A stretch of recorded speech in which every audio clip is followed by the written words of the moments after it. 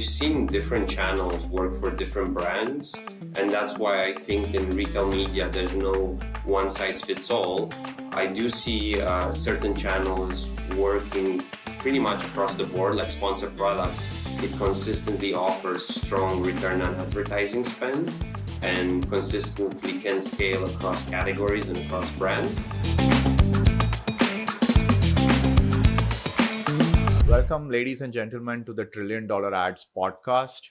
Here is where we discuss the top trends in the advertising industry, which is going to reach $1 trillion by 2028. With me is Alin Dobrea, who has been championing retail media at Zalora and has been in Singapore for several years.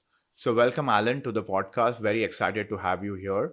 How did you land up in advertising? Thank you, Jayesh, for having me. Super excited to be here as well. So I started my career in advertising right after university. I started working in agencies in London. So I've worked both digital agencies, media agencies, as well as creative agencies. So that was a very good introduction to the media advertising world. Then after that, I moved on to the Marks and Spencer leadership program, which is focused on marketing and e-commerce. That gave me a good understanding about client-side marketing and how to think about marketing within different business units, such as home and furniture, beauty, apparel. And then after a few years there, I moved to Zalora to build their marketing services business from the early days into a mature business as it is now. Wonderful. Retail media is super hot right now, and I'm sure you started much before it was hot, right? So could you share how has been the last 5 years, and also how different is Asia Pacific compared to other markets like the US or Australia, which is seeing far more traction, if I may say, compared to Southeast Asia? Absolutely. I think there's a few trends here to, I guess, mention. First of all, growth. So as you rightfully said, I think retail media in APAC, in Southeast Asia, is still in that growth stage, but it's now having its moment. I think largely thanks to the rise of the e-commerce platforms here and also the super apps. I think also the retailers and the e-commerce platforms here are very well positioned because now they've also been running for more than a decade, majority of them. So they have a large database, large understanding of the customers with their shopping habits and purchasing behaviors, and they are data-rich owners. And then I think the final point, which links to the other 2 points, is also that the customers here are slightly different from markets like Europe or the US, in the sense that they are very mobile first or even mobile only consumers. So what that means is that the APAC, the Southeast Asia customers, they have slightly different purchasing patterns and research behaviors compared to those in other parts of the world where they might still be more desktop focused. Great. So talk to me more about all the players in retail media. You mentioned super apps, and I like you said, the Lazadas and the Shoppies of the world have been there for a while, and so has been Zalora, right? But but Zalora is probably more fashion focused, whereas the super apps and broader e-commerce apps have multiple SKUs. So do you see a difference in the way you approach retail media compared to how e-commerce would do it versus how super apps would do it? I think the point of difference that we bring with our marketing services solutions is that we offer 360 solutions across the funnel. So we don't look at it just from the perspective of conversion or bottom of the funnel layer, but we try to work with our brand partners across the whole funnel. So top of the funnel, middle of the funnel, and bottom of the funnel. And we do offer solutions to cater for all of these. And then I think the second point that differentiates us from the competitors would be that we have this fashion-focused audience, which is slightly different, as you rightfully mentioned, compared to the general merchandisers, because our customers have quite different average order value, quite different purchasing patterns, and we are able to connect with those customers, which you cannot really find on the general merchandising platforms. So that's kind of how we see ourselves being different in this ecosystem. Can you elaborate a bit more on that? Because a lot of other people have spoken to term retail media as a performance channel, whereas you are saying it's top, mid, and bottom. The way we've started from day one was to offer 360 solutions, and these 360 solutions go above and beyond just sponsored products. So from us, what we've done is we've taken the learnings from our marketing and media teams, where we've been running campaigns and media for more than a decade now, and we're all funneling all this experience and expertise into our retail media business in terms of what works well for different categories, what works well to connect with different customers.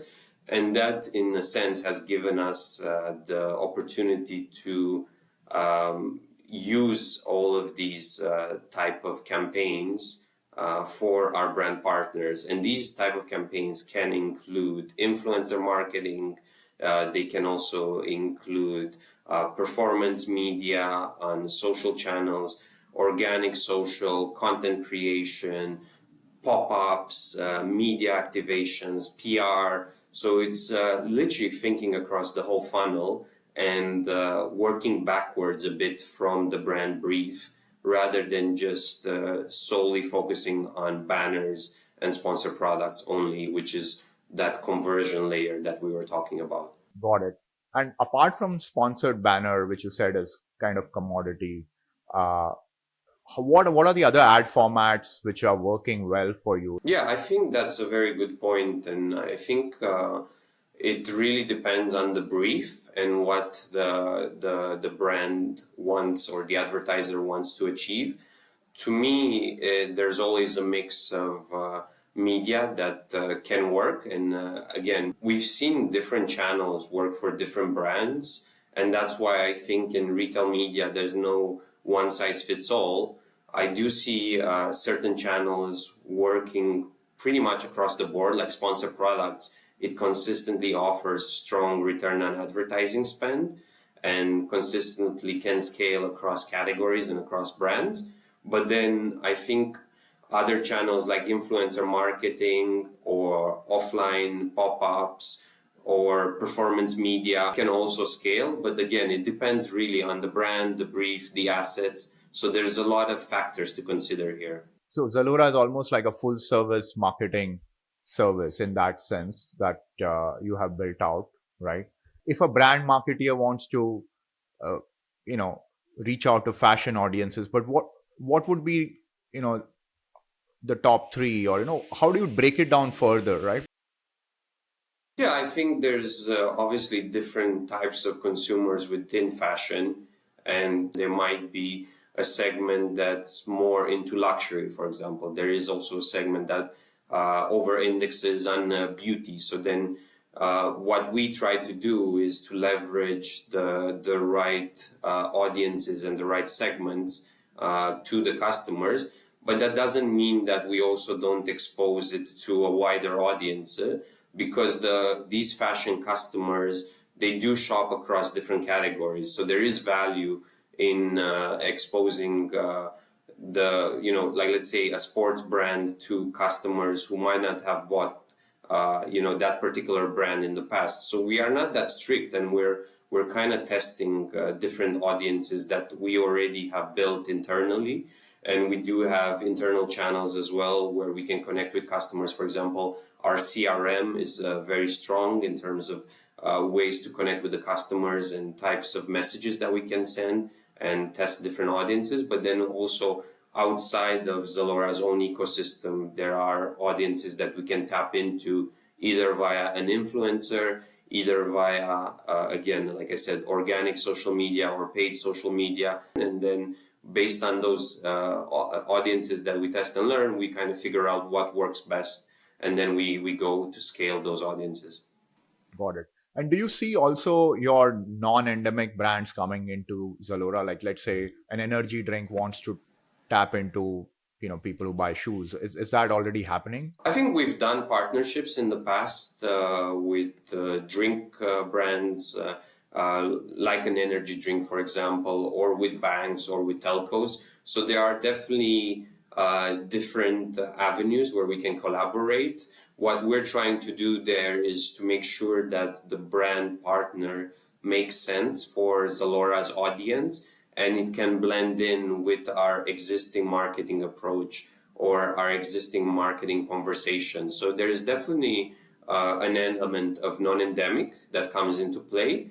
It just depends, I would say, if the fit is the right one. So we try to take it on a one by one approach in a non-endemic at the moment and try to figure out what are the most relevant partners from a customer experience perspective as well. Fantastic. Okay. So let's I mean you've almost put together a marketing services team, right? So I would love to know more about how was the internal journey like especially did you set up your own ad tech team? Did you have to decide between building in-house versus buying other solutions? Sure. I mean, that's a very, I think, very good question. And I think it's always a journey, and that's how we took it. So I think, first of all, we tried to understand what was the ecosystem when we started this, and this started 7, 8 years ago for us. So what we did is we launched some soft versions of it internally, first of all, to try to see how is the demand, what are brands looking for. Then we tinkered a bit with our offering, and then we realized we needed to have some sort of automation in terms of ad serving capabilities and so on. Then we worked with a couple of vendors to test that and see how it works, see again if it's working well, if there is good demand for that sort of technology, for having an internal advertising platform. After that has was proven, what we did next was to decide on what should then be the long-term approach. And what we did is we decided to leverage Zalora's capabilities in terms of marketing and engineering to offer these solutions to our brands. So ultimately, what we did is we built all of these capabilities, we brought them all together in-house, and we built a dedicated marketing services department that is basically responsible for driving the product, but also the solutions, the offerings that we talked about. And that's been now ongoing for quite a few years. Yeah, what were some of the tough decisions you would have taken to balance UX and advertising, right? Because you said uh, everything you did has to fit in with your audience and their experience, right? So what were, some decisions, some innovations that you would have done? Yeah, I think there was a lot of discussions, as you can imagine. And Zalora, again, I think one of the USPs of the platform is that it is a customer focused platform in terms of the UX and the UI, and the customer experience is paramount, especially at the local level. So we try to, localize as much as we can in terms of delivery options, payment options, language. So all of that came into play. And there was a lot of internal discussions in terms of what is the right balance, between serving the right ads and also making sure that the customer experience is not affected in any way, shape, or form. So that was done with a lot of A/B testing and a lot of micro experiments to understand if the decisions that we're making were the right decisions. And then what we always took into account was, the customer experience gets priority in these decisions. I think what works for a platform in the US or in Europe doesn't necessarily translate in, APAC or in a retailer that's doing more general merchandising, again, doesn't necessarily fully translate into a more niche retailer. Um, so, there is almost one retail media network launching every day, right? I mean, today we saw the news of Afterpay launching retail media or and so on, right? So, and you have an 8-year maturity cycle. So I have two questions. One is that when did you see in this 8 years that you have reached maturity in terms of your tech stack and so on? And the second is more, how did you convince brands, especially in Southeast Asia, to kind of move here? Yeah, I think from a tech stack perspective, Zalora is a tech company first of all. So I think we've always had that tech and engineering maturity because we are e-commerce tech business. So we've always had very sophisticated and smart engineers in-house that are able to build across different types of solutions, including the retail media. So that was never really, I would say, an issue or a pain point with us.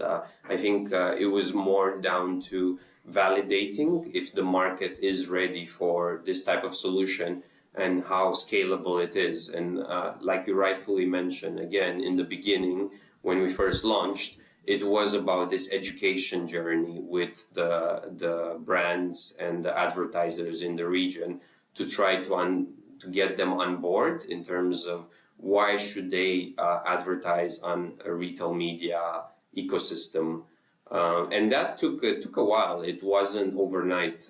It was about proving the value, bringing case studies, slowly educating on the different ad formats, showing the value, and just showcasing to the partners that Zalora can deliver 360 solutions that are scalable and that deliver results most of all. So that's kind of the journey that we went through. And was there one like a killer app, a killer case study which you want to share, like that eye-popping effect which made you convince? Is there anything that you recollect? I wouldn't say there was one in particular. I think it's just it was a marathon, right? It just takes time because, as you can imagine, for some of these brands, there are different discussions happening internally. They also have to get sign off from different teams, sometimes from maybe teams based in other countries for the budgets, etc. So it takes time, I think, like we've seen in the other waves of digital marketing, because I see retail media as being the third wave of digital marketing. I think the first wave was search, then the second wave was social media, and now I think we're in the retail media wave. And I think with all of those waves, it definitely it took a few years for it to reach that scale and maturity and understanding from everyone in the ecosystem. Like, why should you do search ads? Why should you do social media platform ads? Why should you advertise on TikTok or Meta, for example? And now I think we've reached that stage where everyone understands the value of retail media in what it can deliver. You mentioned you are almost like a marketing services organization. So how do you make balance this out where you would have the brands having a social media strategy plus they need a retail media strategy from you? How does that balance come together, or do they see it as either or? Anything that you could share? I think again, it boils down to the brief from the brand and what metrics they're after and what are they optimizing for.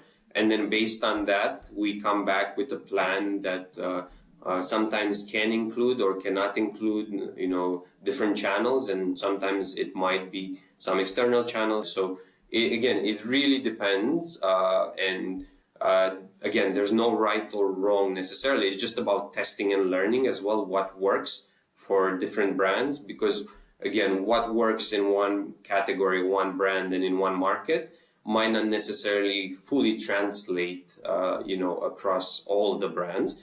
But we do see definitely some trends, and we do see that our own in-house solutions are also super well designed and super performing for the brands. Understood. Okay. And how important is the whole data, not just about the audience, but the end-to-end measurement for this 360 to happen? And what has Zalora done specifically in this area? Yeah, I think again, what we've done here in terms of measurement is we've been leveraging what we've been doing within our internal data and marketing teams. So we've already built all of these integrations with different platforms in the region. We have our own attribution logic that we've been building, etc. And all of these we've then integrated within building our platform in terms of what we believe is the right way of looking at things and measuring and connecting with shoppers and audiences in the region. We've then translated those into solutions for our brand partners. So we're basically offering them the best of the best from our, decade plus of learnings and experience in the fashion space in Southeast Asia, and that's kind of how we've approached it. Let's take maybe other companies which are trying to build retail media, and they may not have that rich heritage that you have of serving customers in this manner. So how do you see, like, even with retail media there are so many different approaches to the market? Any thoughts on that? You know from the ecosystem standpoint, like, would you see what are business models going to evolve, let's say, in next couple of years on retail media itself?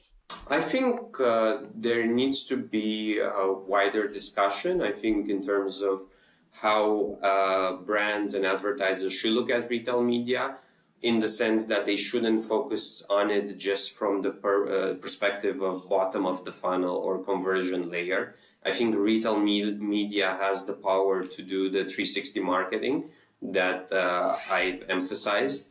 And I do feel that it brings value across the full funnel. So I think that's how I would suggest for the whole ecosystem to look at it. And then I think, yeah, if somebody's starting from scratch at the moment, they should understand why are they building a retail media business to begin with.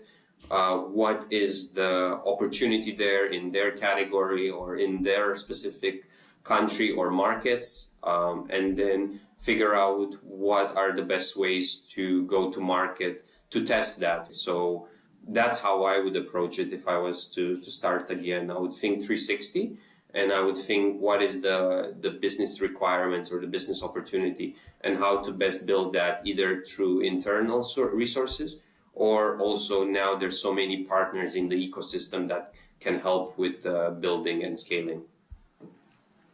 And when you say 360, does it mean you will also go beyond online to offline? And, like, 360 can mean a lot of things, right? So what could you even break it down further for everyone to understand? Yeah, absolutely. I think definitely I'm referring to also offline, because I think as we have moved out of COVID, again, thinking from a customer lens, customers are craving that offline, that in-person interaction as well. And I think it's important, to be able to connect with customers again across all the channels.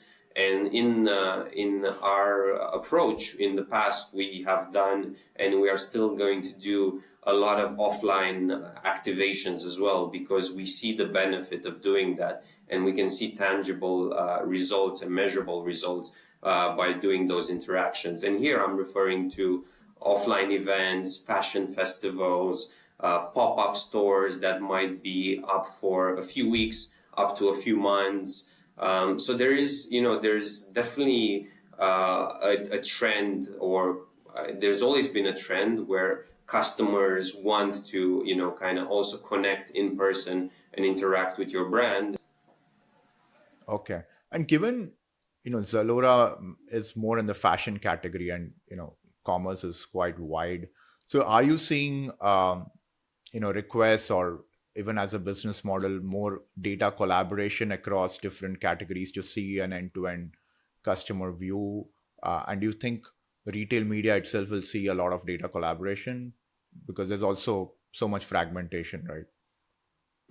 Absolutely. I think there definitely needs to be, and there is a demand to have the right measurement and the right data in place from I guess when I say data, I mean having it in a privacy compliant manner, but having that as a resource for the brands to make sure that they can connect with the customers. And one example I can give you that we've actually recently launched is the integration with Meta. We've been having an integration with Meta for quite a few years now for the collaborative ads solution, and recently we've doubled down on that by launching managed partner ads, which is now integrated within our Zalora advertising platform.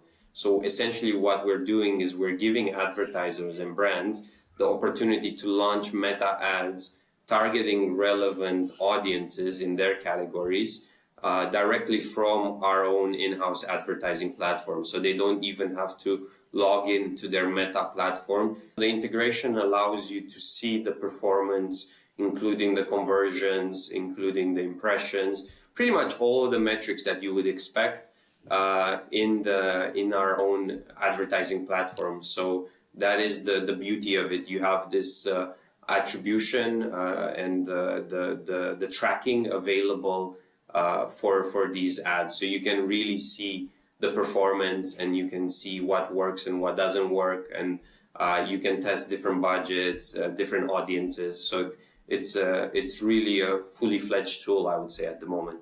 I think in the future, there's probably going to be more of these partnerships in the ecosystem, because to me, it's about the flexibility and it's about giving the optionality or giving the right tools to the brands to make sure that they can drive the right performance. Yeah. I also feel like retail media has overtaken the three waves, right? But there was an in between OTT connected TV wave, but it seems like retail media has kind of uh, overtaken that. And maybe there's an opportunity to even collaborate with, OTT for, large awareness. And then there's retail media extensions. Maybe that could also be another collaboration. Have you seen any such media companies are approaching, or you see that happening, or do you think the collaboration is within the retail media space? Yeah, I think in Southeast Asia, the CTV space is still in its infancy across our markets. I think it's more advanced and evolved in the US and Europe, perhaps. So I do feel like here it's still quite early days. And if the results and the scale is there, then it can be a potential interesting opportunity. Fantastic. So I come to the end. Last question, Alan. So if a brand wants to, you know, attack retail media and use it as a big channel, what would be your top three advice to them, right? What would you say as the top three things to do? Yeah, I would say, first of all, figure out where your customers are or who your customers are in those markets from the initial data, and understand which retail channels are driving the growth for you in the different markets that you're in. Then have a strong partnership with those retailers or e-commerce platforms, and make sure that you are present on the right platforms, because you also might not be on the relevant platforms. So that's I guess the first step. Be present in the right places, have the right collaboration in place, and then once you have that collaboration and that partnership in place, make sure that you build a strong media marketing plan that basically meets your brand objectives, and then launch campaigns and test and learn, because like we know in the media space, it's always about testing and learning different things, and there's no I guess copy paste solution that I would say for that necessarily works across brands. Sometimes what works for one brand doesn't work for the other, so it's always about testing and learning. The innovation in the space is still in the early days in terms of the platform capabilities, and I think more and more brands are coming on board in retail media. Every day, every week, we see new brands joining the ecosystem. So I feel like retail media overall is one of the most exciting spaces to be at the moment. I can see the excitement on your face, Alan. So I'm pretty convinced that retail media has a long way, but it's also the most exciting sector in advertising today. So thank you so much, Alan, for your time, for your inputs. It's been wonderful speaking to you. Thank you so much. Thank you so much, Judge, for having me, and look forward to continuing the conversation.